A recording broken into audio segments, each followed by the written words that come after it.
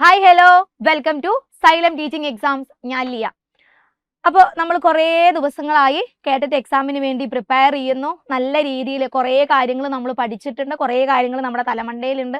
ഇതിൽ കുറേ കാര്യങ്ങൾ നമുക്ക് ഓർമ്മയുണ്ട്, കുറേ ഒന്നും നമുക്ക് ഓർമ്മയില്ല എന്നൊക്കെയുള്ള ടെൻഷനിലായിരിക്കും നമ്മൾ ഇരിക്കുന്നത്.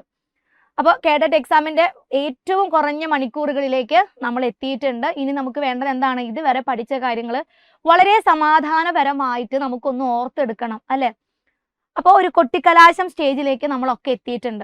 അപ്പോൾ ഇവിടെ ഞാൻ ഇന്ന് വന്നിട്ടുള്ളത് കുറച്ച് സൈക്കോളജി ക്വസ്റ്റ്യൻസുമായിട്ടാണ്. അപ്പോൾ നമുക്ക് ഈ സൈക്കോളജി ക്വസ്റ്റ്യൻസ് നോക്കിയിട്ട് എന്ത് ചെയ്യാം? സൈക്കോളജിയിലെ കൊട്ടിക്കലാശം നമുക്ക് അങ്ങോട്ട് നടത്താം. ഏകദേശം 20 ക്വസ്റ്റ്യൻസ് ആണ് ഈ ഒരു സെഷന് വേണ്ടി ഞാൻ എടുത്തിട്ടുള്ളത്. പല തവണയായി റിപ്പീറ്റ് ചെയ്തിട്ടുള്ള കാര്യങ്ങളുണ്ട്, അതുപോലെ തന്നെ ഇമ്പോർട്ടൻ്റ് ആയിട്ടുള്ള കുറച്ച് കാര്യങ്ങളും ആഡ് ചെയ്തിട്ടുണ്ട്. അപ്പോൾ വളരെ സിമ്പിളാണ്. അതുപോലെ തന്നെ നിങ്ങൾ എന്ത് ചെയ്യുക? ഈ ഒരു ക്ലാസ് കാണുമ്പോൾ നിങ്ങൾക്ക് എത്ര മാർക്കാണ് സ്കോർ ചെയ്യാൻ പറ്റുന്നത് എന്നൊന്ന് നോക്കാം. അത് നിങ്ങൾക്ക് തന്നെയുള്ള ഒരു ഉറപ്പാണ്. കാരണം നിങ്ങൾ ഈ ഒരു സെഷൻ കഴിയുമ്പോഴത്തേക്കും എനിക്ക് 20ൽ ഇത്ര മാർക്ക് സ്കോർ ചെയ്യാൻ പറ്റി. അപ്പോൾ നാളെ എക്സാം ഹാളിൽ പോയി ഇരുന്ന് കഴിഞ്ഞാൽ എനിക്ക് ഏകദേശം ഇതിൻ്റെ അടുത്തേക്ക് സ്കോർ ചെയ്യാനായിട്ട് പറ്റും എന്നുള്ള ഒരു കോൺഫിഡൻസ് നിങ്ങൾക്ക് കിട്ടും. ഓക്കെ, ആ കോൺഫിഡൻസ് എന്ന് പറയുന്നത് ഭയങ്കര വലിയൊരു സംഭവമാണ്. കാരണം നമ്മളെ കൊണ്ട് സാധിക്കുമെന്ന് നമ്മൾ വിചാരിക്കുന്നിടത്താണ് നമ്മുടെ വിജയം ആരംഭിക്കുന്നത്, അല്ലേ? അപ്പോൾ കുറേ തത്വങ്ങളും കാര്യങ്ങളൊന്നും പറയുന്നില്ല, നമുക്ക് നേരെ എങ്ങോട്ടേക്ക് പോവാം? ക്വസ്റ്റ്യൻസിലേക്ക് പോവാം. നിങ്ങൾ കൃത്യമായിട്ട് ക്വസ്റ്റ്യൻസ് വായിക്കുക. എക്സാം ഹാളിൽ നിങ്ങൾക്ക് ഇഷ്ടംപോലെ ടെൻഷൻസും കാര്യങ്ങളും ഉണ്ടായിരിക്കും. സൈക്കോളജിയാണ്, മാറാനും തലതിരിഞ്ഞു പോവാനും സാധ്യതകൾ ഏറെയാണ്. അപ്പോൾ അവിടെ വേണ്ടത് നിങ്ങളുടെ ശ്രദ്ധയാണ്. നിങ്ങൾ ഭയങ്കര സമാധാനപരമായിരുന്ന് ക്വസ്റ്റ്യൻ വായിക്കുക, ഉത്തരം സെലക്ട് ചെയ്യുക. ഓക്കെ, റെഡിയാണല്ലോ? അപ്പോൾ ഞാൻ റെഡിയാണ്, നമ്മുടെ ക്വസ്റ്റ്യൻസ് റെഡിയാണ്. നമുക്ക് നോക്കാം. First question: The intellectual development in early childhood does not show. അതായത് ഏർലി ചൈൽഡ്ഹുഡ് പീരിയഡിൽ കാണാൻ പറ്റാത്ത ഇന്റലക്ച്വൽ ഡെവലപ്മെന്റ് ഏതാണ്? ഇവിടെ ഇംഗ്ലീഷിൽ മാത്രമാണ് ഞാൻ ക്വസ്റ്റ്യൻസ് എടുത്തിട്ടുള്ളത്. നിങ്ങൾ ടെൻഷൻ ആവണ്ട.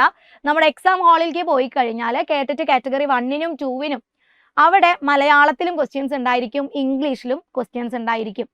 ഓക്കെ, അപ്പൊ ഇനി മലയാളം വായിച്ചിട്ട് നിങ്ങൾക്ക് മനസ്സിലാവുന്നില്ലെങ്കിൽ നിങ്ങൾ നേരെ ഇംഗ്ലീഷിലോട്ട് പോയിക്കോളൂ. ഇനി ഇംഗ്ലീഷ് മനസ്സിലാവുന്നില്ലെങ്കിൽ നേരെ മലയാളത്തിലേക്ക് പോയിക്കോളൂ. രണ്ടും അവിടെ ഉണ്ടായിരിക്കും, രണ്ട് മീഡിയവും അവിടെ കൊടുത്തിട്ടുണ്ടായിരിക്കും. പക്ഷേ കേട്ടിട്ട് കാറ്റഗറി 3നെ സംബന്ധിച്ചിടത്തോളം നിങ്ങൾക്ക് ക്വസ്റ്റ്യൻസ് ഇംഗ്ലീഷ് ലാംഗ്വേജിൽ മാത്രമേ കൊടുത്തിട്ടുണ്ടാവുള്ളൂ. നിങ്ങൾ ഉറപ്പായിട്ടും ഇംഗ്ലീഷിലുള്ള കാര്യങ്ങളാണ് അല്ലെങ്കിൽ വേർഡ്സ് ആണ് പഠിച്ചിട്ടുണ്ടായിരിക്കാം. ഓക്കെ, അപ്പോൾ അതിനനുസരിച്ച് പ്രിപ്പറേഷൻസ് നടത്താം. ഇവിടെ ക്വസ്റ്റ്യൻ ക്ലിയർ ആണല്ലോ. ഇന്റലക്ച്വൽ ഡെവലപ്മെന്റ് എവിടെയാണ്? ഏർലി ചൈൽഡ്ഹുഡ് പീരിയഡിൽ കാണാൻ പറ്റാത്ത ഡെവലപ്മെന്റ് ഏതാണ്? An increased span of attention, exploration of environment, interpretation of logical concepts, distinction between past, present and future. ഇതിൽ ഏത് കാര്യമാണ് നമുക്ക് ഏർലി ചൈൽഡ്ഹുഡ് പീരിയഡിൽ കാണാൻ പറ്റാത്തത്? അപ്പോൾ ഏർലി ചൈൽഡ്ഹുഡ് പീരിയഡ് എന്ന് പറയുമ്പോൾ കുട്ടിയുടെ വയസ്സ് എത്രയാണ്? കുട്ടിയുടെ വയസ്സ് 3 മുതൽ 6 വരെയാണ്. ഓക്കെ, 3 മുതൽ 6 വയസ്സ് വരെയുള്ള കുട്ടികളെയാണ് ഇവിടെ നോക്കുന്നത്. അപ്പോൾ അവരിൽ നടക്കാൻ അല്ലെങ്കിൽ അവരിൽ കാണാൻ സാധ്യതയില്ലാത്ത ഇന്റലക്ച്വൽ ഡെവലപ്മെന്റ് എന്ന് പറയുന്നത് എന്താണ്? Interpretation of logical concept. കാര്യങ്ങൾ വളരെ യുക്തിപരമായി ചിന്തിക്കാനായിട്ടുള്ള ശേഷി എവിടെ എത്തിയിട്ടില്ല? ഏർലി ചൈൽഡ്ഹുഡ് പീരീഡിലുള്ള ഒരു കുട്ടിക്ക് സാധിക്കില്ല. അതിനെന്ത് വേണം? ഒരു ലേറ്റർ ചൈൽഡ്ഹുഡിന്റെ അവസാനത്തോടൊക്കെ കൂടിയാണ് കുട്ടിയിൽ എന്ത് നടക്കുന്നത്? ലോജിക്കൽ തിങ്കിങ്ങും അതുപോലെ തന്നെ അബ്സ്ട്രാക്ട് ലോജിക്കൽ തിങ്കിങ്ങും ഒക്കെ നടക്കുന്നത്. ക്ലിയർ ആണല്ലോ? ഇത് നിങ്ങൾ ക്വസ്റ്റ്യൻസ് വായിക്കുമ്പോൾ ശ്രദ്ധിക്കേണ്ട ഒരു കാര്യമാണ്. ഡസ് നോട്ട് ഷോ എന്നാണ് കൊടുത്തിട്ടുള്ളത്. ആ ഒരു സമയത്ത് കാണുന്ന ഡെവലപ്മെന്റ് അല്ല, കാണാൻ പറ്റാത്ത പ്രത്യേകതയാണ്. ഓക്കെ, ഇതുപോലെ ഉൾപ്പെടുന്നത് ഏത്, ഉൾപ്പെടാത്തത് ഏത് എന്നുള്ള കാര്യം നിങ്ങൾ തിരിച്ചു വായിക്കണം, നല്ല ശ്രദ്ധിച്ചു തന്നെ വായിക്കണം. Next question: the conclusion children can learn violent behavior depicted in movies may be derived on the basis of the work done by which of the following psychologists. ഇവിടെ എന്താണ്? ഒരു കൺക്ലൂഷൻ ആണ് നമുക്ക് തന്നിട്ടുള്ളത്. എന്താണ് ആ കൺക്ലൂഷനിൽ പറഞ്ഞിട്ടുള്ളത്? Children can learn violent behaviour depicted in movies. നമ്മളിപ്പോ മാർക്കോ ഇറങ്ങിയിട്ടുണ്ടായിരുന്നു, അല്ലെ? ഭയങ്കര വയലൻസ് ആയിരുന്നു മാർക്കോയിൽ നിന്ന് റിവ്യൂസ് ഒക്കെ കേട്ടപ്പോൾ നമുക്ക് മനസ്സിലായി. അപ്പോൾ അതിൽ കാണിച്ചിട്ടുള്ള ചില കാര്യങ്ങൾ ചിലപ്പോൾ എന്തിനുള്ള സാധ്യതയുണ്ട്? കുട്ടികൾ അതുപോലെ തന്നെ അനുകരിക്കാനായിട്ടുള്ള സാധ്യതയുണ്ട്. ഈ ഒരു കൺക്ലൂഷനിൽ എത്താനായിട്ട് കാരണമായിട്ടുള്ള കോൺസെപ്റ്റ് ആരാണ് മുന്നോട്ട് വെച്ചിട്ടുള്ളത്? Edward L Thorndike, Albert Bandura, JB Watson, Jean പിയാഷെ. TV-യിൽ കാണുന്ന അതല്ലെങ്കിൽ പരസ്യത്തിൽ കാണുന്ന കാര്യങ്ങൾ കുട്ടികൾ അതുപോലെ തന്നെ ഇമിറ്റേറ്റ് ചെയ്യാനായിട്ടുള്ള സാധ്യത കൂടുതലാണ്. അതല്ലെങ്കിൽ അവിടെ കാണിച്ചിട്ടുള്ള ബിഹേവിയർ അവരെന്ത് ചെയ്യുന്നുണ്ട്? പഠിക്കാനായിട്ടുള്ള സാധ്യത കൂടുതലാണ്. ഈ ഒരു കോൺസെപ്റ്റ് അവതരിപ്പിച്ചിട്ടുള്ളത് തൊണ്ടേക്കാണോ, ബന്ദൂരയാണോ, വാട്സൺ ആണോ, പിയാഷെയാണോ? ആരാണ്? നമ്മുടെ ആൽബർട്ട് ബന്ദൂര അല്ലേ? മൂപ്പരാണ് സോഷ്യൽ ലേണിംഗ് തിയറി കൊണ്ടുവന്നിട്ടുള്ളത്. ഇനി അദ്ദേഹത്തിന്റെ തിയറി തന്നെ പല പേരിൽ അറിയപ്പെടുന്നുണ്ട്. ചിലപ്പോൾ കുമ്പിടിയുടെ പോലെ ആയിരിക്കും. നമ്മൾ ഒരു പേര് പഠിച്ചിട്ടുണ്ടായിരിക്കും, ക്വസ്റ്റ്യൻ പേപ്പറിലെ വേറെ പേരില് അതേ സാധനം ചോദിച്ചിട്ടുണ്ടാവും. അപ്പോൾ നിങ്ങളോട് പറയുന്ന കാര്യമാണ്, ഒരു കോൺസെപ്റ്റിനെ കുറിച്ച് പഠിക്കുമ്പോൾ അത് ഏതൊക്കെ പേരുകളിൽ അറിയപ്പെടുന്നുണ്ട് എന്നും കൂടെ നിങ്ങൾ മനസ്സിലാക്കി വെക്കുക. Social learning theory, observational learning theory, imitational learning theory എന്നൊക്കെ ചോദിച്ചു കഴിഞ്ഞാൽ സംഭവം ഒന്ന് തന്നെയാണ്, നമ്മുടെ ബന്ദൂരയുടെ കോൺസെപ്റ്റ് ആണ്. അവിടെ ഒന്നുമില്ല, കുട്ടികൾ എന്താണ് ചെയ്യുന്നത്? മുതിർന്നവരെ നോക്കി, അതല്ലെങ്കിൽ സിനിമയിൽ കാണുന്ന കാര്യങ്ങൾ, അതല്ലെങ്കിൽ ചേട്ടന്മാർ ചെയ്യുന്ന കാര്യങ്ങളൊക്കെ നോക്കി അതുപോലെ തന്നെ അവരെ ഇമിറ്റേഷൻ ചെയ്യുന്നു. ഓക്കെ, ആ ചെയ്യുന്ന കാര്യം ശരിയാണോ തെറ്റാണോ ഈ വക കാര്യങ്ങളെ കുറിച്ചൊന്നും കുട്ടി ചിന്തിക്കുന്നില്ല. അവരത് ചെയ്തു, കൊള്ളാം, എനിക്ക് ഇഷ്ടപ്പെട്ടു, ഞാൻ എടുത്തു, ഞാനും ചെയ്തു. ഇതാണ് ആൽബർട്ട് ബന്ദൂരയുടെ കോൺസെപ്റ്റിൽ പറയുന്നത്. Next question. A teacher asks his or her students to draw a concept map to reflect their comprehension of a topic. He or she is. ഇവിടെ എന്താണ്?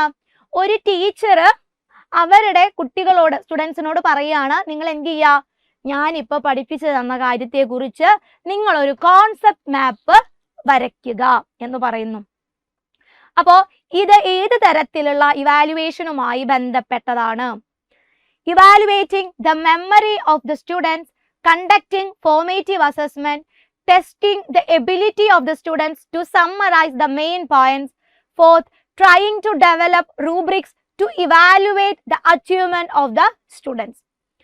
അപ്പോൾ ഞാൻ നിങ്ങൾക്ക് ഒരു കോൺസെപ്റ്റ് ഇപ്പോൾ പഠിപ്പിച്ചു തന്നെന്ന് വിചാരിക്കും. അപ്പോൾ സിഗ്മണ്ട് ഫ്രോയിഡിനെ കുറിച്ചുള്ള തിയറി ഞാൻ നിങ്ങളെ പഠിപ്പിച്ചു. ആ തിയറിയുമായി ബന്ധപ്പെട്ട് നമുക്കറിയാം, സൈക്കോ അനലറ്റിക് തിയറിയാണ് മൂപ്പര് കൊണ്ടുവന്നിട്ടുള്ളത്.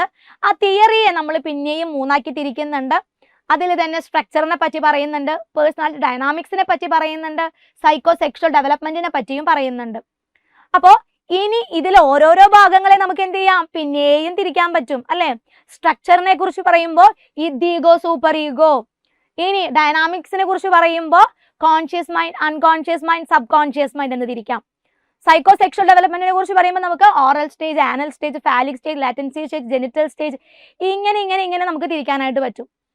അപ്പോൾ ഒരു കോൺസെപ്റ്റ് മാപ്പ് എന്ന് പറയുന്നത് ജോസഫ് ഡി നൊവാക്ക് ആണ് എന്ത് ചെയ്തിട്ടുള്ളത്? ഈ ഒരു കോൺസെപ്റ്റ് കൊണ്ടുവന്നിട്ടുള്ളത്. കോൺസെപ്റ്റ് മാപ്പ് എന്ന് പറയുന്ന ഒരു ആശയം, ആശയ ഭൂപടം കൊണ്ടുവന്നിട്ടുള്ളത് ആരാണ്? Joseph D Novak. മൂപ്പരാണ് എന്ത് ചെയ്തിട്ടുള്ളത്? കോൺസെപ്റ്റ് മാപ്പ് കൊണ്ടുവന്നിട്ടുള്ളത്.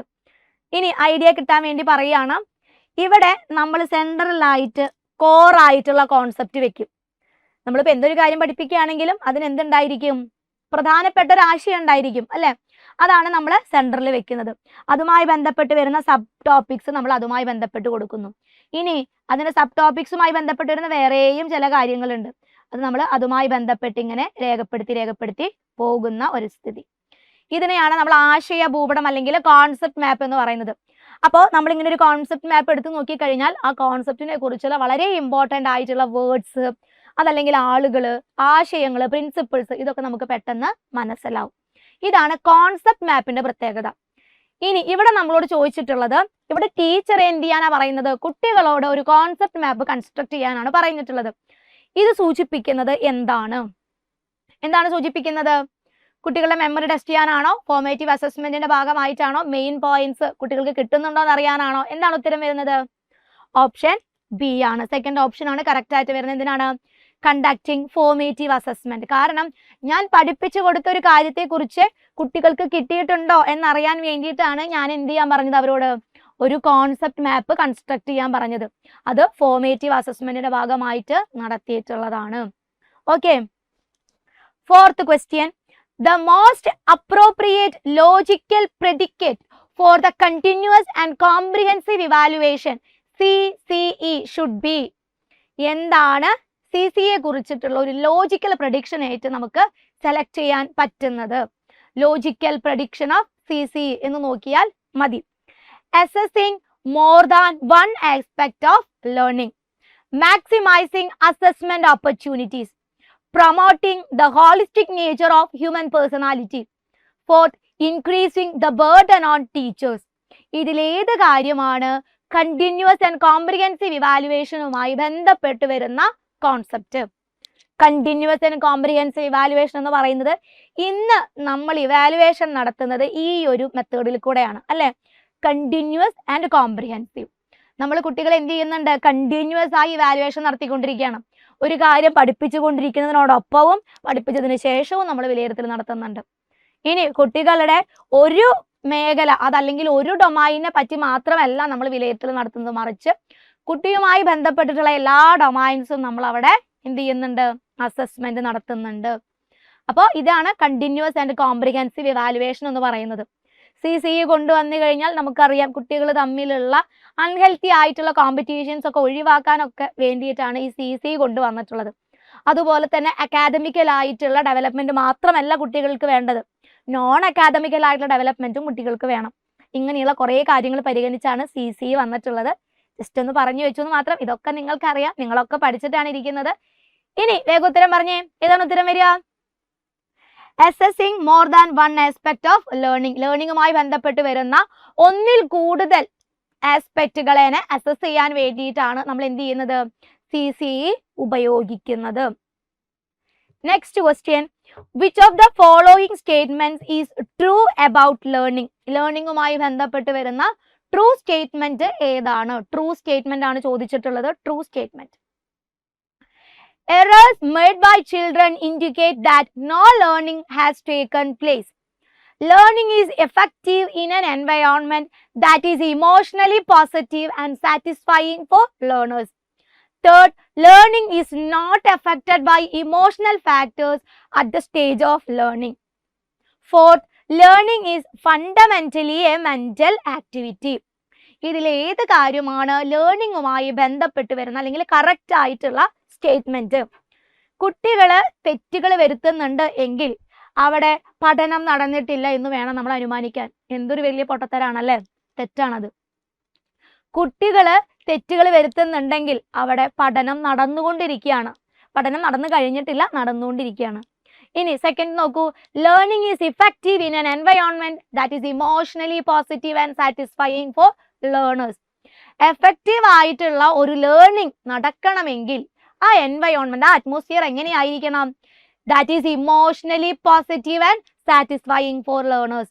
കുട്ടികൾക്ക് ഇമോഷണലി എന്തായിരിക്കണം? ഒരു പോസിറ്റീവ് ആറ്റിറ്റ്യൂഡ് ആയിരിക്കണം. അതിനോടൊപ്പം തന്നെ അവര് സാറ്റിസ്ഫൈഡ് ആയിരിക്കണം. ഈ രണ്ട് കണ്ടീഷൻസും വന്നു കഴിഞ്ഞാലേ എന്ത് സംഭവിക്കുള്ളൂ?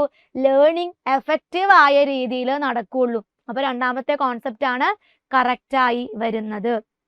ബാക്കിയൊക്കെ തന്നെ എന്താണ്? അതുമായി ബന്ധമില്ലാത്ത കാര്യങ്ങളാണ്. ക്ലിയർ ആവുന്നുണ്ടല്ലോ പറയുന്നത്? പെഡഗോജി റിലേറ്റഡ് ക്വസ്റ്റ്യൻ ആണ്. അതിനോടൊപ്പം തന്നെ ഇതിന്റെ തിയറി ബേസ് നമ്മുടെ കയ്യിലുണ്ട്. അത് വെച്ച് അപ്ലൈ ചെയ്ത് മോസ്റ്റ് സ്യൂട്ടബിൾ ആയിട്ടുള്ള തിരഞ്ഞെടുക്കാം. അത്രയേ ഉള്ളൂ, വേറെ കാര്യങ്ങളൊന്നും നിങ്ങൾ ചിന്തിക്കേണ്ട. Okay, next question. How can A teacher help children become better problem solvers? ഒരു ടീച്ചർ എന്ന നിലയിൽ നിങ്ങളുടെ മുന്നിലിരിക്കുന്ന കുട്ടികളെ എങ്ങനെയാണ് നിങ്ങൾക്ക് ബെറ്റർ പ്രോബ്ലം സോൾവേഴ്സ് ആക്കി തീർക്കാൻ പറ്റുന്നത്? ബെറ്റർ പ്രോബ്ലം സോൾവേഴ്സ് എങ്ങനെയൊക്കെയാണ് ചെയ്യാൻ പറ്റുന്നത്? First one, by giving children a variety of problems to solve and support while solving them. Second, by encouraging children to look for answers to the problems in the textbook. Third, by providing correct solutions to all the problems they pose to students. Fourth, by giving tangible rewards for solving problems. കുട്ടികൾ problem solve ചെയ്യുമ്പോൾ സമ്മാനങ്ങൾ കൊടുക്കുകയാണോ വേണ്ടത്? അതല്ലെങ്കിൽ അവരെ എന്ത് ചെയ്യാനായിട്ട് correct ആൻസേഴ്സിലേക്ക് എത്തിക്കുന്നതിന് ആവശ്യമായിട്ടുള്ള എൻകറേജ്മെന്റ് കൊടുക്കുന്നതാണോ? കറക്റ്റ് ആയിട്ടുള്ള സൊല്യൂഷൻസ് ടീച്ചർ തന്നെ കൊടുക്കുന്നതാണോ? ഇനി അതല്ലെങ്കിൽ ടീച്ചർക്ക് എന്ത് ചെയ്യാം? വെറൈറ്റി ആയിട്ടുള്ള പ്രോബ്ലംസ് കുട്ടികൾക്ക് കൊടുക്കാം. ഇനി എപ്പോഴാണ് കുട്ടികൾക്ക് അത് സോൾവ് ചെയ്യാൻ പറ്റാതെ വരുന്നത്? അങ്ങനെ ഒരു സാഹചര്യത്തിൽ എന്ത് ചെയ്യാം? അത് സോൾവ് ചെയ്യാനായിട്ട് ടീച്ചർക്ക് സഹായിക്കാം. ഇതിലെ ഏത് കാര്യമാണ് സ്യൂട്ടബിൾ ആയിട്ട് വരുന്നത്? ഏത് കാര്യം ചെയ്യുമ്പോഴാണ് കുട്ടികൾ അല്ലെങ്കിൽ ലേണേഴ്സ് ബെറ്റർ പ്രോബ്ലം സോൾവേഴ്സ് ആയി മാറുന്നത്? എപ്പോഴാണ്? First option, by giving children a variety of problems to solve and support while solving them. Variety ആയിട്ടുള്ള പ്രോബ്ലം കൊടുക്കണം. ഒരേപോലെയുള്ള പ്രോബ്ലം കൊടുത്തു കഴിഞ്ഞാൽ കുട്ടികൾക്ക് അത് ബോറടിക്കും. അപ്പോൾ വെറൈറ്റി ആയിരിക്കണം. ഇനി കുട്ടികൾക്ക് ചെയ്യാൻ പറ്റുന്നില്ലെങ്കിൽ ടീച്ചർ എന്ത് ചെയ്യരുത്? വാശി പിടിക്കരുത്, നിങ്ങൾ തന്നെ ഇത് ചെയ്യണം എന്നുള്ളത്. ടീച്ചർ ആവശ്യമാണെങ്കിൽ എന്ത് ചെയ്യണം? കൃത്യമായിട്ടുള്ള സപ്പോർട്ട് കൊടുക്കണം. ഇനി 7th question, in science practicals boys generally take control of apparatus and ask girls to record data or wash utensils. This tendency reflects that. ഇവിടെ എന്താണ്? ഒരു സയൻസ് പ്രാക്ടിക്കൽ നടക്കുകയാണ്. സയൻസ് പ്രാക്ടിക്കൽ നടക്കുമ്പോൾ ബോയ്സ് ആണ് എന്ത് ചെയ്തിട്ടുള്ളത്? എക്സ്പെരിമെന്റിന്റെ കൺട്രോൾ ഒക്കെ ഏറ്റെടുത്തിട്ടുള്ളത് ബോയ്സ്. എന്നിട്ട് ഗേൾസിനോട് പറയാണ്, നിങ്ങൾ എന്ത് ചെയ്തോളൂ, ഇവിടെ നടക്കുന്ന കാര്യങ്ങൾ കൃത്യമായി റെക്കോർഡ് ചെയ്തോളൂ. അതിനോടൊപ്പം തന്നെ നിങ്ങൾ എന്ത് ചെയ്യണം? അത് കഴിഞ്ഞിട്ടോ അല്ലെങ്കിൽ അതിനോടൊപ്പമോ വാഷ് യുടെൻസിൽസ്, പാത്രങ്ങൾ, എക്സ്പെരിമെന്റിന് വേണ്ടി ഉപയോഗിച്ചിട്ടുള്ള പാത്രങ്ങൾ കൃത്യമായി ക്ലീൻ ചെയ്ത് വെച്ചോളൂ. This tendency reflect that. ഈ ഒരു സിറ്റുവേഷനിൽ എന്താണ് റിഫ്ലക്ട് ചെയ്യുന്നത്?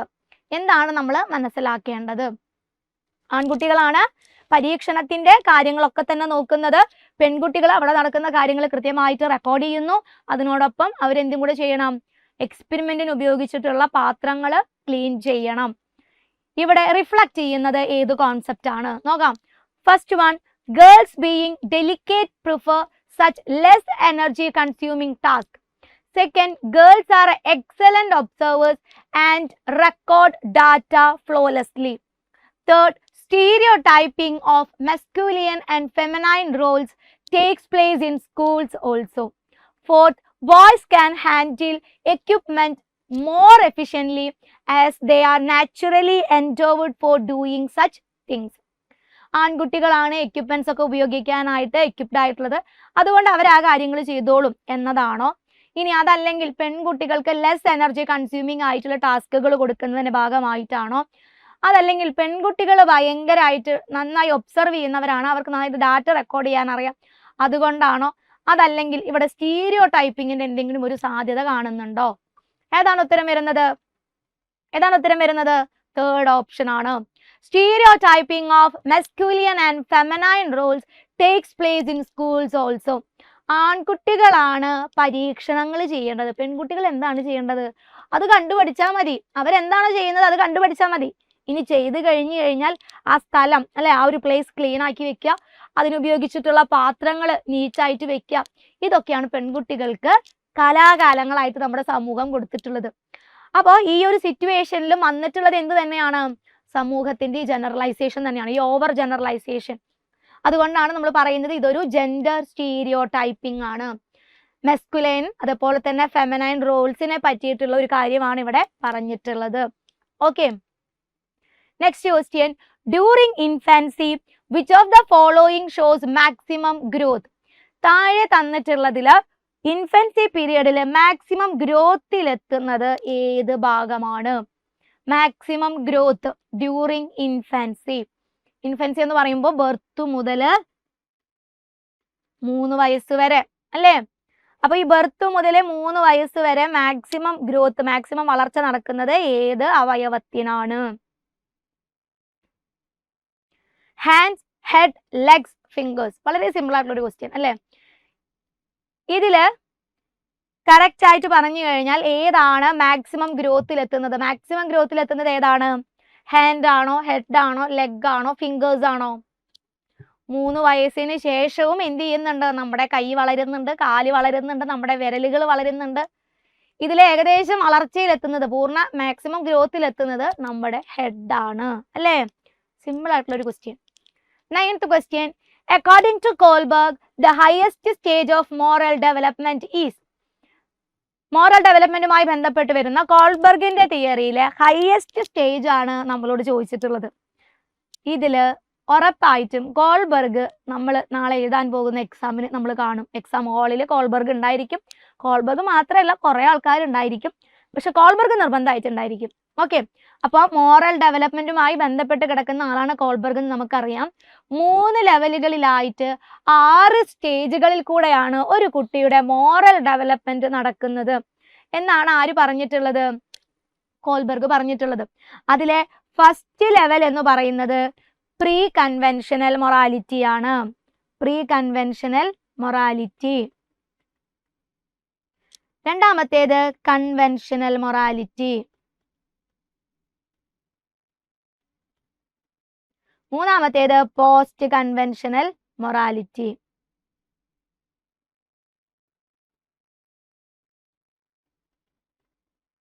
ഇനി ഇതിൽ ഓരോ ലെവലിലും എന്തുണ്ട്? 2 സ്റ്റേജുകൾ വീതമുണ്ട്. അത് നിങ്ങൾ ഡീറ്റെയിൽ ആയിട്ട് പഠിച്ചിട്ടുണ്ടാവും. അതുകൊണ്ട് ഇതിന് വേഗം ഉത്തരം പറഞ്ഞേ. ഏതാണ് highest stage of moral development ആയിട്ട് കോൾബർഗ് പറയുന്നത്? ഏതാണ്? യൂണിവേഴ്സൽ എത്തിക്കൽ പ്രിൻസിപ്പിൾ ഓറിയന്റേഷൻ.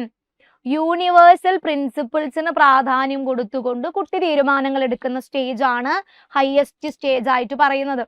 ഇത് വരുന്നത് അഡോളസെന്റ് പീരിയഡിലാണ്. അപ്പോൾ universal brotherhood, universal love, universal humanity, ഇത്തരത്തിലുള്ള യൂണിവേഴ്സൽ ആയിട്ടുള്ള കുറേ പ്രിൻസിപ്പിൾസ് ഉണ്ട്. ഇതിന് പ്രാധാന്യം കൊടുത്തുകൊണ്ട് എന്ത് ചെയ്യുന്നു? നമ്മുടെ മൊറാലിറ്റി ഡെവലപ്പ് ചെയ്യുന്ന ഒരു സ്റ്റേജ് ആണ് അഡോളസെന്റ് പീരിയഡ് എന്ന് പറയുന്നത്. പണിഷ്മെന്റിനെ പേടിച്ച്, അതല്ലെങ്കിൽ നമുക്ക് എന്തെങ്കിലും ഒരു റിവാർഡ് കിട്ടണം, അതിനു വേണ്ടി നമ്മൾ എന്ത് ചെയ്യുന്നുണ്ട്? കുറെ കാര്യങ്ങൾ നമ്മൾ അനുസരിക്കുന്നുണ്ട്. അതൊക്കെ വരുന്നത് എവിടെയാണ്? പ്രീ കൺവെൻഷണൽ മൊറാലിറ്റിയിലാണ്. ഇനി കൺവെൻഷണൽ മൊറാലിറ്റിയിലാണ് നമ്മൾ സോഷ്യൽ കോൺട്രാക്ട് ഓറിയന്റേഷൻ കാണുന്നത്. ഒരു good boy good girl orientation അല്ലേ? അപ്പോൾ ഹയസ്റ്റ് സ്റ്റേജ് ആയിട്ട് വരുന്നത് യൂണിവേഴ്സൽ എത്തിക്കൽ പ്രിൻസിപ്പിൾസ് ഓറിയന്റേഷൻ ആണ്. Next question, a child imitating others has to make a new schema by suppressing his or her own schema. What is this called? ഒരു കുട്ടി എന്ത് ചെയ്യാണ് അവിടെ? ഇമിറ്റേഷൻ ആണ് അല്ലെ? എ ചൈൽഡ് ഇമിറ്റേറ്റിംഗ് അതേഴ്സ്, മറ്റുള്ളവരെ അനുകരിക്കുന്നു. അതേസമയം തന്നെ കുട്ടി എന്ത് ചെയ്യുന്നുണ്ട്? has to make new schema by suppressing his or her own schema. കുട്ടിയുടെ തന്നെ സ്കീമേനെ സപ്രസ് ചെയ്തുകൊണ്ട് പുതിയ ഒരു സ്കീമ മേക്ക് ചെയ്യുന്നു. ഇവിടെ നടക്കുന്നത് എന്താണ്? എന്താണ് ഇവിടെ നടക്കുന്നത്? ഫോഗാണ് ഇവിടെ നടക്കുന്നത് ആണോ? അല്ല. അസിമിലേഷൻ ആണോ? അഡാപ്റ്റേഷൻ ആണോ? അക്കോമഡേഷൻ ആണോ? സ്കീമയാണോ? എന്താണ് ഇവിടെ നടക്കുന്നത്? ഒരു കുട്ടി അവളുടെ സ്കീമേനെ സപ്രസ് ചെയ്തുകൊണ്ട് പുതിയ ഒരു സ്കീമ മേക്ക് ചെയ്യുന്നു.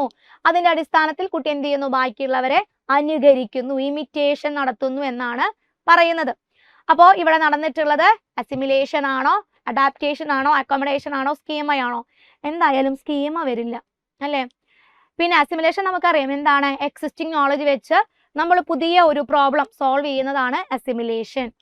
ഇനി നമ്മുടെ സ്കീമയിലേക്ക് പുതിയ കാര്യത്തെ ആഡ് ചെയ്യുന്നതാണ് ഏതെന്ന് പറയുന്നത്? അക്കോമഡേഷൻ എന്ന് പറയുന്നത്. ഇവിടെ സപ്രസിങ്ങും നടക്കുന്നുണ്ട്, ആഡിങ്ങും നടക്കുന്നുണ്ട്, ഇന്റർപ്രിറ്റേഷൻ നടക്കുന്നുണ്ട്, ഒക്കെ നടക്കുന്നുണ്ട്. അപ്പോൾ ഇവിടെ നടക്കുന്നത് അഡാപ്റ്റേഷൻ ആണ്.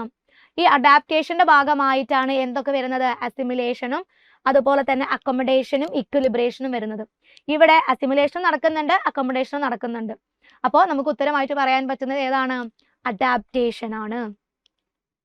Next question, as per the existing opinion of childhood, ചൈൽഡ്ഹുഡുമായി ബന്ധപ്പെട്ട് വരുന്ന കറക്റ്റ് ആയിട്ടുള്ള ഒപ്പീനിയൻ ഏതാണ്? Children perform in the same manner as adults do. Second, children can be treated as young adults. Third, childhood is basically a waiting period. Fourth, childhood is a period of rapid growth and transformation. ഇവിടെ ചൈൽഡ്ഹുഡുമായി ബന്ധപ്പെട്ട് വരുന്ന opinion ഏതാണ്? Correct ആയിട്ടുള്ള opinion ആണ് കേട്ടോ. Correct ആയിട്ടുള്ള opinion ആണ് ചോദിക്കുന്നത്.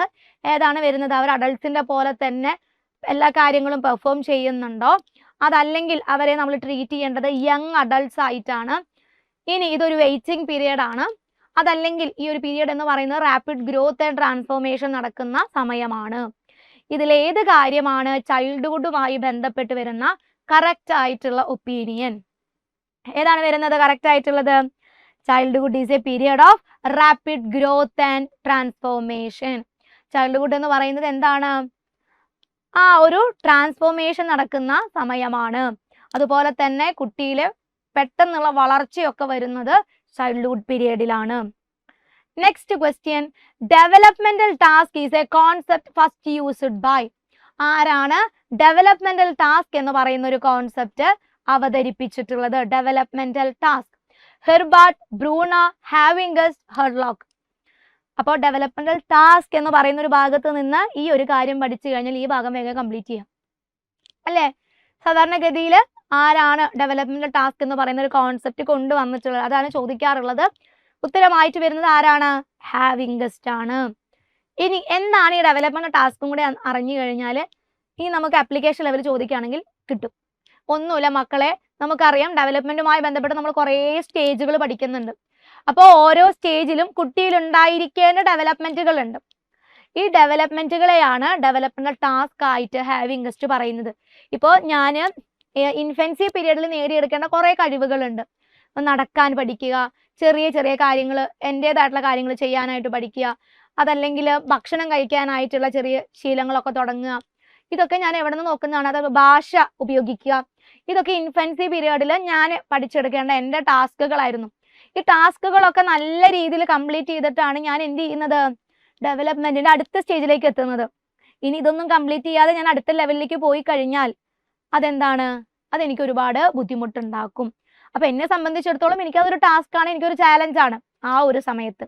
ഓക്കെ, ഇതുപോലെ ഡെവലപ്മെന്റിന്റെ എല്ലാ ഘട്ടത്തിലും നമ്മൾ കംപ്ലീറ്റ് ചെയ്യേണ്ട കുറച്ചധികം ടാസ്കുകൾ ആര് പറഞ്ഞിട്ടുണ്ട്? ഹാവിംഗസ്റ്റ് പറഞ്ഞിട്ടുണ്ട്. ഇനി ഈ ഒരു ഭാഗത്തു നിന്ന് ചോദ്യം വരികയാണെങ്കിൽ നിങ്ങൾ നോക്കുക അതിന്റെ പ്രായം, ആ ഒരു സമയത്ത് കുട്ടികൾ എന്തൊക്കെ കാര്യങ്ങളാണ് ചെയ്യുന്നത്. ചിലപ്പോൾ ഒരു പ്രത്യേക ഏജ് ഗ്രൂപ്പ് തരും. ഇനി ഈ ഒരു ഏജ് ഗ്രൂപ്പിൽ കാണാൻ സാധ്യതയില്ലാത്ത ഡെവലപ്മെന്റ് ടാസ്ക് ചെയ്ത്, അതല്ലെങ്കിൽ കാണുന്ന ഡെവലപ്മെന്റ് ടാസ്ക് ചെയ്ത് എന്നൊക്കെ രീതിയിൽ ചോദിക്കും. അപ്പോൾ അത് നിങ്ങൾ എന്ത് ചെയ്യുക? അത്യാവശ്യം നമുക്ക് കോമൺ സെൻസും കാര്യങ്ങളൊക്കെ ഉണ്ടല്ലോ, അത് വെച്ച് നിങ്ങൾ സ്യൂട്ടബിൾ ആയിട്ടുള്ള ഒരു ഉത്തരം തിരഞ്ഞെടുക്കുക. Next question, which of the following does not reflect teaching for understanding? തന്നിട്ടുള്ളതിൽ അണ്ടർസ്റ്റാൻഡിങ്ങുമായി ബന്ധമില്ലാത്തത് ഏതാണ്? അണ്ടർസ്റ്റാൻഡിങ്, കുട്ടിക്ക് ഒരു കാര്യം കിട്ടിയിട്ടുണ്ട് എന്ന് നമുക്ക് മനസ്സിലാവുന്ന കുറേ കാര്യങ്ങളുണ്ട് അല്ലെ? അപ്പൊ അതിന്റെ കൂട്ടത്തിൽ പെടുത്താൻ പറ്റാത്ത ഒരാൾ ഈ ഒരു കൂട്ടത്തിൽ വന്നിരിക്കുന്നുണ്ട്. ഒന്ന് നോക്കിയേ. First one, asking students to explain a phenomenon or a concept in their own words. നമുക്ക് എന്ത് പറയാം? ഞാനിപ്പോ എന്താ മക്കളെ പറഞ്ഞത്? നിങ്ങളൊന്ന് പറഞ്ഞേ. നമ്മുടെ ടീച്ചർമാർ ഇതൊക്കെ എടുത്തിട്ടുണ്ടല്ലേ. ഇതൊരു തരത്തില് കുട്ടിക്ക് കാര്യം കിട്ടിയിട്ടുണ്ടോ എന്നറിയാൻ വേണ്ടി ടീച്ചർ ചെയ്യുന്നതാണ്. അത് കറക്റ്റ് ആണ്. ഇനി അടുത്തത് നോക്കൂ. Teaching students to provide examples to illustrate how a law works. എങ്ങനെയാണ് ഒരു നിയമം വർക്ക് ആവുന്നത് എന്നതിനെ കുറിച്ചിട്ടുള്ള കുറച്ച് എക്സ്പ്ലെയിൻസ് അവർക്ക് പറയാനായിട്ട് പറയാം. ഇനി അതല്ലെങ്കിൽ helping students see similarities and differences and generate analogies. പറഞ്ഞ ആശയങ്ങളുമായി ബന്ധപ്പെട്ട് വരുന്ന സിമിലാരിറ്റീസോ ഡിഫറൻസസോ അതുമായി ബന്ധപ്പെട്ട് വരുന്ന കാര്യങ്ങളോ ചോദിക്കാം. Fourth one, enabling students to memorise isolated facts and procedures. കുറേ കാര്യങ്ങൾ അവരെന്നെ കാണാപ്പാഠം പഠിപ്പിച്ച് അത് ചോദിച്ചു കഴിഞ്ഞാൽ അത് മെമ്മറൈസ് ചെയ്യാൻ പറയാ. ഇതൊന്നും എന്തിന്റെ ഭാഗമല്ല? അണ്ടർസ്റ്റാൻഡിങ്ങിന്റെ ഭാഗമായിട്ട് വരുന്നതല്ല. ഓക്കെ, അവിടെ എന്താണ്? നോളജ് അല്ലെ, നോയിങ്ങിന്റെ ഭാഗമായിട്ട് വരുന്നതാണ്. ജസ്റ്റ് ഒരു അറിവ്, അത് മാത്രമാണ് മെമ്മറൈസ് എന്ന് പറയുന്ന ഒരു കോൺസെപ്റ്റ്. അണ്ടർസ്റ്റാൻഡിങ് ചെയ്ത് കഴിഞ്ഞാലാണ് നമുക്ക് അതുമായി ബന്ധപ്പെട്ട് വരുന്ന എക്സാമ്പിൾസ്, ഡിഫറൻസസ്, സിമിലാരിറ്റീസ്, ഈ വക കാര്യങ്ങൾ മനസ്സിലാവുള്ളൂ. മെമ്മറൈസേഷൻ എന്ന് പറയുന്നത് എന്തിന്റെ ഭാഗമല്ല? അണ്ടർസ്റ്റാൻഡിങ്ങിന്റെ ഭാഗമായിട്ട് വരുന്നതല്ല. Next question, which of the following statements does not represent the characteristics of the early childhood stage? early childhoodൽ കാണാൻ സാധ്യതയില്ലാത്ത കാര്യം, മാച്ച് ആവാത്ത കാര്യം. statement does not represent the characteristics of the early childhood stage. A child starts learning about different colors, numbers, alphabet, objects, shapes and reasons for every activity. അപ്പോൾ early childhood ആണ് 3 to 6, ചെറിയ കുട്ടികളാണ്. അവരിൽ കാണാൻ സാധ്യതയില്ലാത്ത കാര്യമാണ് നമ്മൾ കണ്ടുപിടിക്കേണ്ടത്. അപ്പം നമുക്കറിയാം ഒരു ഭയങ്കര ക്യൂരിയോസിറ്റി ആയിരിക്കും അല്ലെ, എല്ലാ കാര്യങ്ങളെയും കുറിച്ച് അറിയാനായിട്ടുള്ള ഒരു ത്വര ചെറിയ മക്കൾക്ക് ഉണ്ടായിരിക്കും. അപ്പോൾ അവരത് ചോദിക്കും, അവിടെ എന്താ ഇങ്ങനെ, ഇവിടെ എന്താ അങ്ങനെ, അവിടെ കണ്ടപ്പോൾ അത് ഇങ്ങനെയായിരുന്നല്ലോ. ഈ രീതിയിലുള്ള ക്യൂരിയോസിറ്റി കാണാനായിട്ട് പറ്റും. A child starts gaining competence in various motor skills. പലതരത്തിലുള്ള മോട്ടോർ സ്കിൽസ് അവരെന്ത് ചെയ്യുന്നുണ്ടായിരിക്കും? കൃത്യമായിട്ട് ചെയ്യുന്നുണ്ടായിരിക്കും. ഇനി A child starts identifying his or her actual capabilities. കുട്ടിയുടെ ശരിയായിട്ടുള്ള capabilities എന്താണെന്ന് ഐഡന്റിഫൈ ചെയ്യാൻ തുടങ്ങിയിട്ടുണ്ട്. Fourth one, a child starts developing cognitive abilities to perform task. ഒരു ടാസ്ക് ചെയ്യുന്നതിന് ആവശ്യമായിട്ടുള്ള cognitive abilities എന്തൊക്കെയാണ് എന്ന് ഡെവലപ്പ് ആകുന്നു. ഇതൊരിക്കലും എന്ത് ചെയ്യപ്പെടുന്നില്ല, ഏർലി ചൈൽഡ്ഹുഡ് പീരീഡിൽ നടക്കാത്ത ഒരു കാര്യമാണ്. ഓക്കെ, ഇത് നടക്കുന്നത് എപ്പോഴാണ്? ലേറ്റർ ചൈൽഡ്ഹുഡിലാണ് നടക്കുന്നത്. അതുവരെ പറഞ്ഞ കാര്യങ്ങളൊക്കെ എന്താണ്? ഏർലി ചൈൽഡ്ഹുഡുമായി ബന്ധപ്പെട്ട് വരുന്നതാണ്. ഓപ്ഷൻ 4 ആണ് ബന്ധമില്ലാത്തത്. Next question, an effective way to reduce gender bias may be. Gender bias reduce ചെയ്യാനായിട്ട് നമുക്ക് എടുക്കാൻ പറ്റുന്ന ഒരു കാര്യം എന്താണ്? First one, to run unisex schools with male teachers. Second, to run co-edu schools with both male and female teachers. Third, to run unisex schools with only female teachers. Fourth, to run co-edu schools with only female teachers. അപ്പോൾ gender bias reduce ചെയ്യാൻ വേണ്ടിയിട്ട് എടുക്കാൻ പറ്റുന്ന effective ആയിട്ടുള്ള ഒരു method ഏതാണ്? നമുക്ക് ആൺകുട്ടികളെയും പെൺകുട്ടികളെയും മിക്സ് ആക്കിക്കൊണ്ടുള്ള ഒരു സ്കൂൾ തുടങ്ങാം. അവിടെ എന്ത് ചെയ്യാം? മെയിൽ ടീച്ചേഴ്സിനെ മാത്രം അപ്പോയിന്റ് ചെയ്യാം. ഇനി അതല്ലെങ്കിൽ മിക്സ്ഡ് ആയിട്ടുള്ള ഒരു സ്കൂൾ തുടങ്ങാം. അവിടെ ബോത്ത് മെയിൽ ആൻഡ് ഫീമെയിൽ ടീച്ചേഴ്സിനെ നമുക്ക് അപ്പോയിന്റ് ചെയ്യാം. തേർഡ് എന്താണ്? മിക്സ്ഡ് ആയിട്ടുള്ള ഒരു സ്കൂൾ തുടങ്ങാം. പക്ഷെ ആര് മാത്രമേ ഉണ്ടാവാൻ പാടുള്ളൂ? ഫീമെയിൽ ടീച്ചേഴ്സ് മാത്രമേ ഉണ്ടാവാൻ പാടുള്ളൂ. ഇനി ഫോർത്ത് എന്താണ്?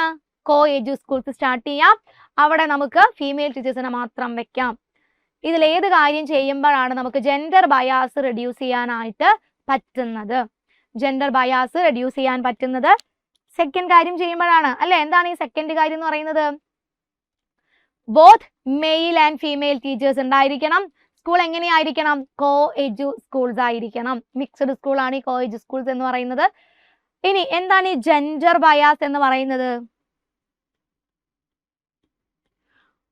ഒരു പ്രത്യേക ജെൻഡറിനോട് മാത്രം ഫേവറിസം കാണിക്കുക, അവർക്ക് മാത്രം കെയർ കൊടുക്കുക, അറ്റൻഷൻ കൊടുക്കുക, ഇതൊക്കെയാണ് ജെൻഡർ ബയാസിന്റെ ഭാഗമായിട്ട് വരുന്നത്. കുറച്ചു മുന്നേ നമ്മൾ ജെൻഡർ സ്റ്റീരിയോ ടൈപ്പ് കണ്ടു. അതായത് ആൺകുട്ടികളാണെങ്കിൽ ഇന്ന കാര്യങ്ങൾ ചെയ്യണം, അത് നമ്മുടെ സൊസൈറ്റി പറഞ്ഞിട്ടുള്ളതാണ്. പെൺകുട്ടിയാണെങ്കിൽ ഇന്ന കാര്യങ്ങൾ ചെയ്യണം. ഇത്തരത്തിലുള്ള സൊസൈറ്റിയുടെ ഒരു ഓവർ ജനറലൈസേഷൻ ആണ് ഇതെന്ന് പറയുന്നത് ജെൻഡർ സ്റ്റീരിയോ ടൈപ്പിംഗ് എന്ന് പറയുന്നത്. ജെൻഡർ ബയാസ് എന്ന് പറയുന്നത് ഫേവറിസം ആണ്, കൺസിഡറേഷൻ ആണ്.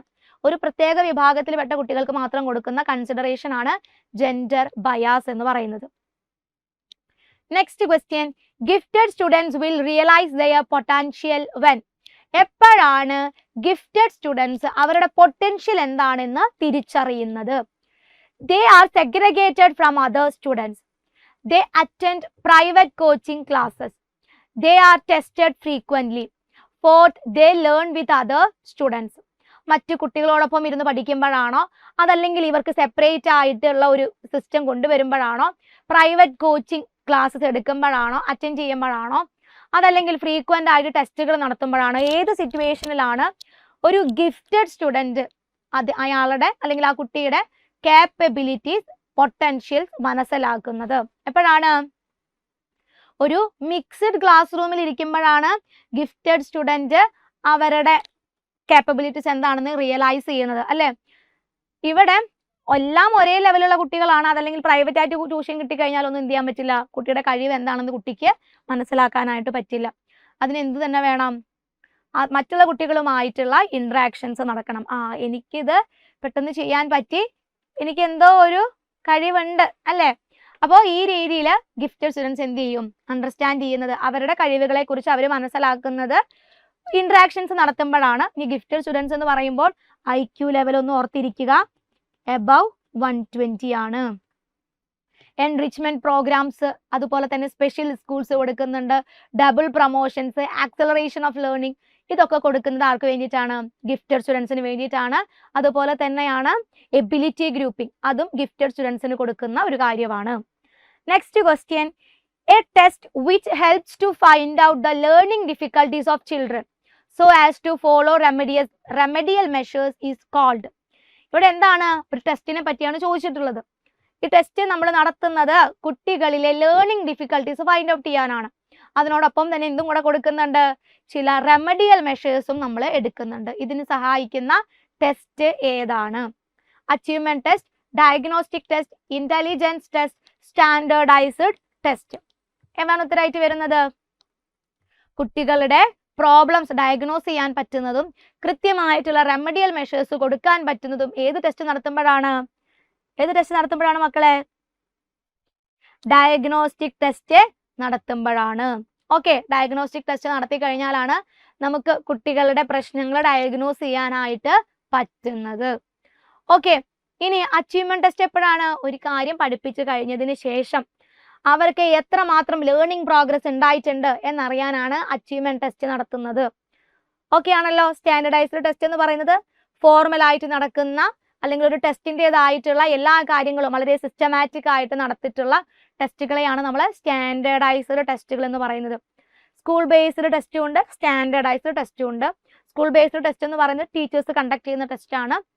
അതിലെന്താണ്, സിസ്റ്റമാറ്റിക് ആയിട്ടുള്ള ഒരു ഓർഗനൈസേഷനോ സ്ട്രക്ചറോ കാണാനൊന്നും പറ്റില്ല. സ്റ്റാൻഡേർഡൈസ്ഡ് ടെസ്റ്റ് അങ്ങനെയല്ല, കൃത്യമായിട്ട് ക്വസ്റ്റ്യൻ പേപ്പർ ഉണ്ടായിരിക്കും, മാർക്ക് ഡിസ്ട്രിബ്യൂഷൻ ഉണ്ടായിരിക്കും, കുറേ അധികം ആളുകൾ ഈ ഒരു എക്സാം അറ്റൻഡ് ചെയ്യുന്നതായിരിക്കും, പല ഭാഗത്തുനിന്ന് കുട്ടികൾ ഈ എക്സാം അറ്റൻഡ് ചെയ്യുന്നുണ്ടാവും. ഇങ്ങനെയൊക്കെയാണ് സ്റ്റാൻഡേർഡൈസ്ഡ് ടെസ്റ്റ് വരുന്നത്. Next question, the psychological technique suitable to assess intimacy, dislikes and interpersonal relationship among members of a group is. തന്നിട്ടുള്ള ടെക്നിക്സിൽ ഏത് ടെക്നിക്സ് ഉപയോഗിക്കുമ്പോഴാണ് നമുക്ക് ഒരു ഗ്രൂപ്പിലെ ഇൻറ്റിമസി, ഡിസ്ലൈക്സ്, ഇന്റർപേഴ്സണൽ റിലേഷൻഷിപ്പ് ഒക്കെ മനസ്സിലാക്കാനായിട്ട് പറ്റുന്നത്? Projective techniques, sociometric technique, observation, field study. ഏത് technique ഉപയോഗിക്കുമ്പോഴാണ് ഒരു സോഷ്യൽ അല്ലെങ്കിൽ ഒരു ഗ്രൂപ്പിലെ സോഷ്യൽ റിലേഷൻഷിപ്പിനെ കുറിച്ച് നമുക്ക് മനസ്സിലാക്കാൻ പറ്റുന്നത്? ഏതാണ്? സിമ്പിൾ ക്വസ്റ്റ്യൻ ആണല്ലേ. ആരാണ്? നമ്മുടെ സോഷ്യോമെട്രിക് ടെക്നിക് ഉപയോഗിച്ചാണ്. അപ്പോൾ നമുക്കറിയാം പ്രൊജക്റ്റീവ് ടെക്നിക് എന്ന് പറയുന്നത് അൺകോൺഷ്യസ് മൈൻഡിനെ കുറിച്ച് മനസ്സിലാക്കാനാണ് നമ്മൾ ഉപയോഗിക്കുന്നത്. അവിടെയാണ് നമ്മൾ എന്തിനെ കണ്ടിട്ടുള്ളത്? റോഷാക്ക് ഇങ്ക്ബ്ലോട്ട് ടെസ്റ്റ്, ടാറ്റ്, വാറ്റ്, കാറ്റ്, SCT. ഇതൊക്കെ പ്രൊജക്റ്റീവ് ടെക്നിക്സ് ആണ്. സോഷ്യോമെട്രിക് എന്ന് പറയുന്നത് എന്താണ്? ഒരു ഗ്രൂപ്പിലെ സോഷ്യൽ റിലേഷൻഷിപ്പിനെ കുറിച്ച് അറിയാൻ വേണ്ടിയിട്ടാണ് നമ്മൾ സോഷ്യോമെട്രിക് ഉപയോഗിക്കുന്നത്. ഇനി ആരാണ് ഈ മെത്തേഡ് കൊണ്ടുവന്നിട്ടുള്ളത്? JL Moreno. JL മൊറീനോയാണ് സോഷ്യോമെട്രിക് ടെക്നിക്ക് കൊണ്ടുവന്നിട്ടുള്ളത്. Next question, according to psychoanalytic theory of personality, neurotic disorders are caused by. psychoanalytic theory ഏതൊർക്കത്തിൽ ചോദിച്ചു കഴിഞ്ഞാലും റെഡി. ആരുടെയാണ്? സിഗ്മണ്ട് ഫ്രോയിഡിന്റെ. അപ്പോൾ സിഗ്മണ്ട് ഫ്രോയിഡിന്റെ പേഴ്സണാലിറ്റിയുമായി ബന്ധപ്പെട്ടിട്ടുള്ള തിയറിയാണ് സൈക്കോഅനലിറ്റിക് തിയറി. അതിൽ ന്യൂറോട്ടിക് ഡിസോർഡേഴ്സിന്റെ കാരണമായിട്ട് പറയുന്നത് എന്താണ്? ഫാക്കൽറ്റി ലേണിംഗ് ആണോ, ഡിഫൻസ് മെക്കാനിസം ആണോ, ഡ്രീമിംഗ് ആണോ, റിപ്രഷൻ ഓഫ് ഡിസയേഴ്സ് ആണോ? എന്താണ് സിഗ്മണ്ട് ഫ്രോയിഡ് കാരണമായി പറയുന്നത്? ന്യൂറോട്ടിക് ഡിസോർഡേഴ്സ് വരാനായിട്ടുള്ള കാരണമായി സിഗ്മണ്ട് ഫ്രോയിഡ് പറയുന്നത് ഡിഫൻസ് മെക്കാനിസത്തിനെയാണോ, ഡ്രീമിംഗ് ആണോ, അതല്ലെങ്കിൽ നമ്മുടെ ഡിസയേഴ്സിന് റിപ്രഷൻ ചെയ്യുന്നതാണോ, ഫാക്കൽറ്റി ലേണിംഗ് ആണോ? എന്താണ് വരുന്നത്? ഏതാണ്? Repression of desires.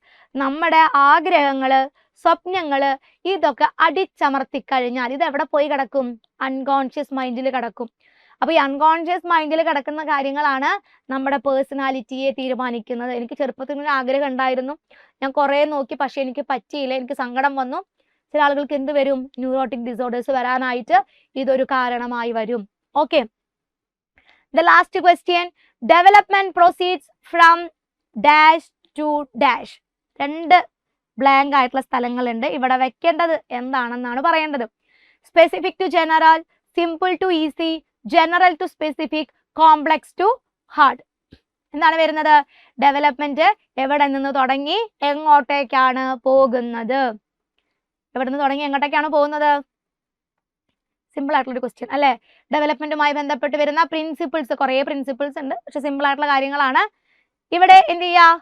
ഉറപ്പായിട്ടും പ്രിൻസിപ്പിൾസ് ഓഫ് ഡെവലപ്മെന്റിന്റെ ഭാഗത്തു നിന്നും 2 ക്വസ്റ്റ്യൻസ് വരും.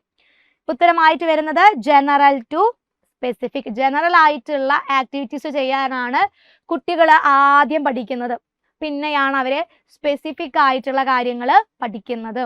പെന്ന് പിടിക്കാൻ പറഞ്ഞു കഴിഞ്ഞാൽ 5 വിരലും ഉപയോഗിച്ച് അവർ പിടിക്കും അല്ല. ഇതാണ് അവർ ആദ്യം ചെയ്യുന്നത്, 5 വിരലും കുറിച്ച് പിടിക്കും. ഇനിയിപ്പോൾ ഏതൊരു പ്രവൃത്തി ചെയ്യുവാണെങ്കിലും അവരെന്ത് ചെയ്യും, എന്തൊക്കെ കാര്യങ്ങൾ കൊണ്ട് അത് ഉപയോഗിക്കാൻ പറ്റുമോ, അതല്ലെങ്കിൽ ഇപ്പോൾ ഒരു പാത്രം പിടിക്കാനായിട്ട് ചിലപ്പോൾ ചെറിയൊരു പേനായിരിക്കും, അതുകൊണ്ട് ചിലപ്പോൾ 2 കൈ കൊണ്ട് പിടിക്കും, ചിലപ്പോൾ ഒറ്റ കൈ കൊണ്ട് പിടിക്കും. ഇങ്ങനെയൊക്കെയാണ് കുട്ടികൾ ആദ്യം ചെയ്യുക. പിന്നെയാണ് അവരത് വിരലുകൾക്കുള്ളിൽ ഹോൾഡ് ചെയ്യാനായിട്ട് പഠിക്കുന്നത്. അപ്പോൾ ജനറൽ ആയിട്ടുള്ള മസിൽസ് ആണ് കുട്ടികളുടെ ആദ്യം ഡെവലപ്പ് ആവുന്നത്, പിന്നെയാണ് ചെറിയ മസിൽസ് ഡെവലപ്പ് ആവുന്നത്.